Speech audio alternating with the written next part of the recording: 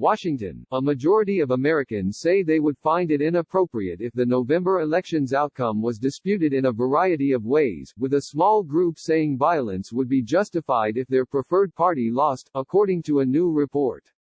About two-thirds of Americans, 67%, believe it would be inappropriate if President Donald Trump loses but refuses to leave office because he claims he has credible evidence of illegal voting. The findings are part of a new report entitled, Democracy Maybe, Attitudes on Authoritarianism in America, from the Democracy Fund Voter Study Group. When broken down along partisan lines, majorities of Republicans, 56%, Democrats, 81%, and Independents, 53%, believe Trump refusing to leave office would be inappropriate. But 29% say it would be appropriate for Trump to refuse to leave office if he claimed to have credible evidence of illegal voting. Over the past several weeks, the president has claimed without evidence that the election is rigged, specifically taking aim at the many states looking to expand mail-in voting because of the coronavirus pandemic. Many experts have disputed Trump's claim. There is also concern over election tampering. Intelligence officials have said Russia interfered in the 2016 election, and there are concerns of interference again in November. In a scenario where the Democratic nominee calls for a do-over election while claiming to have credible evidence of interference by a foreign government, 45% of all Americans say that would be inappropriate. Nonsense. Election experts reject Trump's claim that foreign countries could counterfeit millions of mail-in ballots.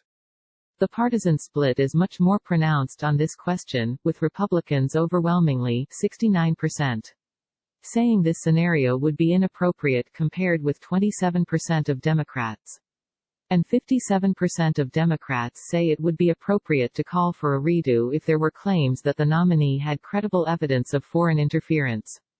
A substantial portion of the public appears to be quite open to invalidating the results of the 2020 election, if their side loses, said Joe Goldman, a co-author of the report.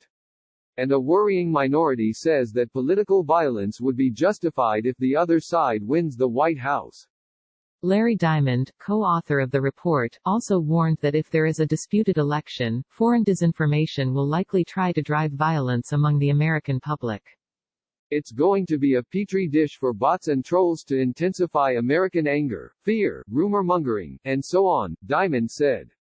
A small minority of both Republicans and Democrats also said they would turn to violence if their respective party does not win. Among Democrats, 13% say that a little or moderate amount of violence is justified if the Republican wins the 2020 election. An additional 9% of Democrats say that violence is justified a lot or a great deal.